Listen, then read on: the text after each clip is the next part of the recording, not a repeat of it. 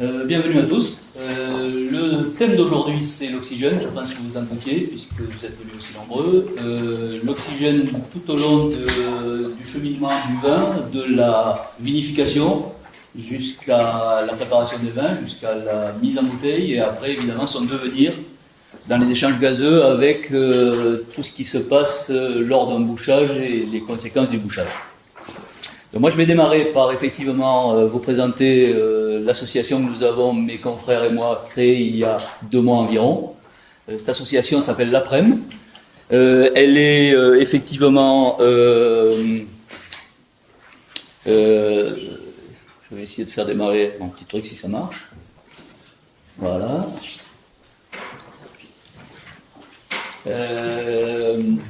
Avant de vous parler de l'APREM, je vais revenir sur les rencontres oenologiques qui se passent actuellement dans le monde entier à l'initiative de Nomacor qui se sont déjà produites récemment en Italie, à Soave, dans la Napa Valley en Californie au mois de mars et qui sont prévues en fin d'année en Allemagne et en Espagne. C'est à peu près le même principe que ce qu'on fait aujourd'hui, c'est-à-dire concentrer autour de plusieurs interventions, et faire un état des lieux sur tout ce qui est oxygène aujourd'hui.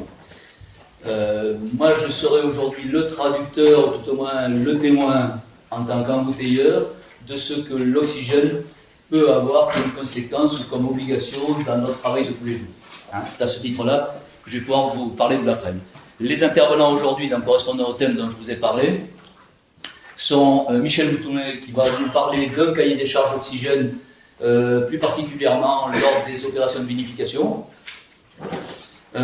Philippe Cottereau de l'IFB qui effectivement va aborder le sujet qui est lui aussi d'actualité des SO2 faibles ou pas de SO2 du tout. Jean-Claude Vidal qui va s'occuper lui de toute la partie, qui va vous parler lui de toute la partie qu'il connaît très bien, qui sont la préparation des vins et les conséquences dans les contacts avec l'oxygène des différents types de préparation de vin et des méthodes de contrôle par rapport à tout ça. On fera une pause qui sera la pause avant mise en bouteille, on va la qualifier comme ça, pour faire questions-réponses entre effectivement les intervenants et le public, et on enchaînera après avoir bu un petit coup. Et le timing sera très serré, on aura un quart d'heure pour poser des questions, un quart d'heure pour boire un petit coup. Il faudra être précis. Et on enchaînera l'après-midi, après la pause, excusez-moi, par Jean-Baptiste Diebal, qui va nous parler justement, plus particulièrement de la mise en bouteille et de l'incidence du contact de l'oxygène et des différents transferts qui peuvent se produire lors de la mise en bouteille et comment les mesurer, comment les stopper.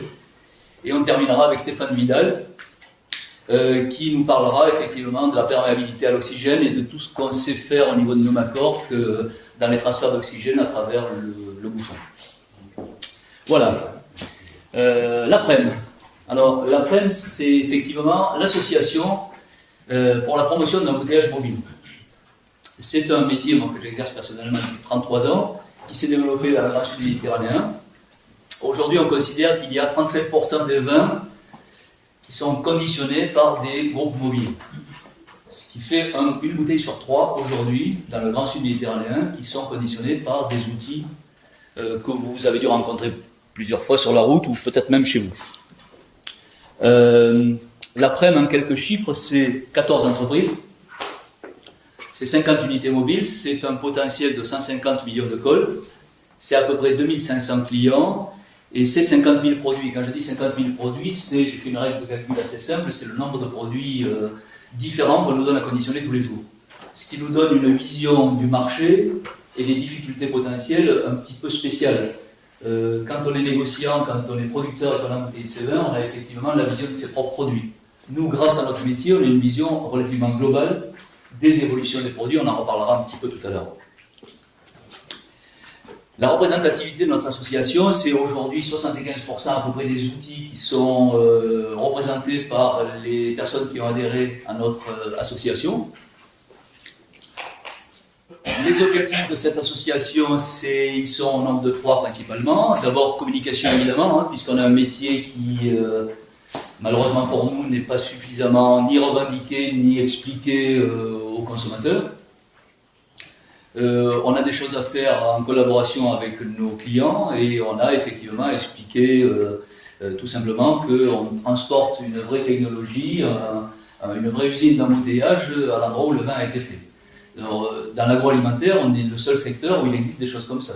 On ne peut pas imaginer qu'il y a dans le secteur du lait une usine de conditionnement de lait qui va aller près d'une laiterie pour embouteiller le lait. Chez nous, on fait ça. On ne se rend pas compte de cette spécificité, mais c'est une spécificité qui est assez importante dans tout ce qu'on peut communiquer auprès de nos clients. Tout au moins des vôtres et puis des nôtres aussi.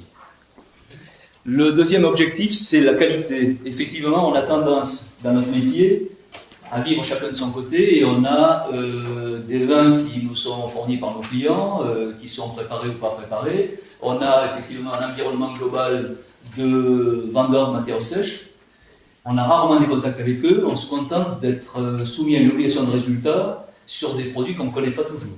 Donc l'objectif, c'est d'arriver à mieux appréhender tous ces éléments techniques pour arriver à mieux connaître le conditionnement avant de le démarrer.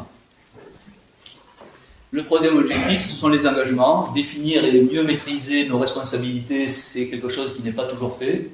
Réécrire des cahiers des charges, des conditions générales de vente, équilibrer les risques, c'est quelque chose qu'on avait absolument besoin de faire et c'est, je pense, pour ces trois raisons que tous les embouteilleurs ou la plupart nous ont suivis dans cette création. Notre métier, c'est, je vous le disais tout à l'heure, de déplacer une usine d'embouteillage chez nos clients. Notre légitimité, c'est la notion de mise en bouteille à la propriété, bien évidemment, qui pour le consommateur est, ou devrait être encore plus, synonyme de qualité, d'authenticité, de traçabilité. Je pense qu'il y a des choses à faire dans ce domaine, parce que quand on pose des questions à des consommateurs, ils n'identifient pas toujours la notion de qualité, la notion d'authenticité à la petite phrase qui est marquée en bas. Je pense qu'il y a beaucoup de choses à faire dans ce domaine. Notre crédibilité, c'est avoir des matériels toujours plus sophistiqués, adaptés, évidemment, à la demande de nos clients. C'est une des parties des difficultés qu'on a. La deuxième partie qui est encore plus importante, c'est avoir des gens formés, avoir des ressources humaines qui effectivement nous permettent de changer tous les jours de produits, de changer tous les jours de bouteilles et d'être capable effectivement de faire du bon boulot tous les jours et de tenir nos engagements. On a effectivement un métier d'engagement. Après, ce qu'il faut bien comprendre, c'est que si on s'est réunis tout le grand sud de la France, c'est qu'on a une vraie spécificité régionale qui est liée à un savoir-faire particulier suite à la demande de nos clients. Il n'y a que chez nous qu'on a 30 bouteilles différentes. Il n'y a que chez nous qu'on a, dans la même journée, 20 produits différents à conditionner. Il n'y a que chez nous qu'on est aussi en avance sur les vins bio, sur les sucres qui augmentent, les produits bouchés avec des bouchons verts, d'autres avec des nouvelles capsules. C'est vraiment un pays d'innovation. Dans la mesure où il y a beaucoup d'innovation, tout simplement pour essayer de vendre les produits du sud de la France, on est obligé de suivre et de répondre oui, pratiquement toutes les questions de nos clients. Donc dès qu'on a des marketing débridés devant nous, on a automatiquement des réponses positives. Donc les évolutions des vins du Languedoc-Roussillon et du sud de la France en général, c'est plus de sucre, moins de SO2, plus de CO2, des types de bouchage, effectivement, je vous en parlais, qui changent, des marchés de vente export, en particulier chinois, le marketing débridé qui n'a rien à voir avec les marchés export en Chine, évidemment. C'est gentil, oui, merci. Des vins bio, des vins aromatisés, des baisses de alcooliques, des filtrations, toujours plus laxistes. C'est un des éléments importants, la notion de vin prêt à la mise dans notre métier qu'il faut vraiment définir ou redéfinir. Un vin prêt à la mise, ça n'a pas la même signification pour tout le monde. Et c'est pourtant très engageant. La problématique, c'est qu'on a effectivement autour de tous ces critères des choses qui sont toujours reliées. Il est certain que quand on a un degré alcoolique qui baisse, quand on a un SO2 qui baisse aussi, qu'on a un gaz carbonique qui augmente, parce que dans l'ensemble les CO2 sont plus élevés chez nous, qu'on a tendance à vérifier l'oxygène et que la filtration est moins importante et plus de sucre, tout ça, ça génère quoi? Plus de risques pour nous. Donc plus de problèmes, plus de conflits potentiels ou d'expertise à réaliser. Donc l'évolution de notre métier, elle est simple, c'est que le métier de l'embouteillage devient de plus en plus complexe et de plus en plus technique. C'est à la fois notre difficulté, mais c'est aussi notre force, parce que si effectivement c'était facile, personne ne s'en mettrait à nous confier des mises en bouteille. donc on ne peut pas non plus se plaindre qu'on ait une spécificité régionale délicate. Les challenges techniques permanents doivent évidemment toujours être maîtrisés, parce que c'est notre engagement, notre obligation de résultat. J'ai essayé de résumer à travers tous ces petits symboles tout ce qu'on a sur le dos tous les jours, comme risque. Les corps étrangers, effectivement, c'est la peur panique pour la grande distribution. Donc le symbole absolu, c'est évidemment l'engagement vis-à-vis des bruits de verre. Le mouillage dans les vins, les contaminations, les pertes de CO2, les prises d'oxygène et les microbiomes. Alors j'insiste sur les prises d'oxygène parce qu'évidemment c'est le thème du jour. C'est devenu au fil du temps un engagement très fort pour l'embouteilleur. On a beaucoup de paramètres à valider dans notre métier autour de l'oxygène.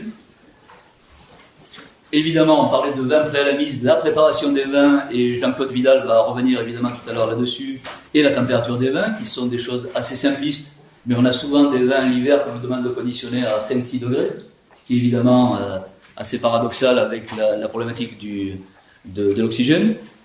L'efficacité de l'inertage, il y a beaucoup de choses à dire dans ce domaine, parce qu'entre des matériels d'inertage et l'efficacité de l'inertage, il y a un monde, et donc obligation de valider ces systèmes. Les types de tireuses, les grandes familles, tireuses à gravité simple, tireuses à dépression, les nouvelles tireuses avec des becs à plusieurs voies, qui génèrent quelquefois des risques plus importants en termes de microbio, donc tout ça est relativement lié aussi. La qualité du vide du bouchage, qui à l'époque était une vraie contrainte par rapport au risque de couleuse, qui est devenue une vraie contrainte par rapport tout simplement à l'efficacité de la mesure de l'oxygène à l'espace de tête. C'est là qu'on voit qu'il y a eu une vraie évolution autour de l'oxygène, parce que là où on embêtait les embouteilleurs à l'époque pour bien vérifier qu'il n'y a pas de surpression pour éviter des bouteilles couleuses, aujourd'hui on a tendance à valider ceci, surtout pour éviter d'avoir une augmentation importante de l'oxygène à l'espace de tête.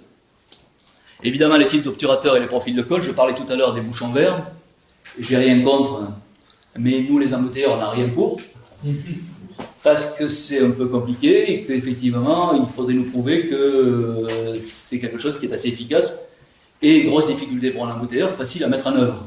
Parce qu'on oublie toujours, quand on est marchand de matière sèche, que derrière, il va falloir qu'il y ait quelqu'un qui soit chargé d'appliquer ce nouveau procédé d'une manière industrielle. Voilà, les réglages de machine. Alors, les méthodes de contrôle à mettre en place. Effectivement, certains embouteilleurs ou certains laboratoires sont équipés d'InnovaSense. Moi, personnellement, je suis équipé depuis un certain nombre d'années. J'ai même été le premier à acheter ce matériel. On en a 2 aujourd'hui. On fait beaucoup de contrôles à l'interne. On fait beaucoup d'audits à l'externe.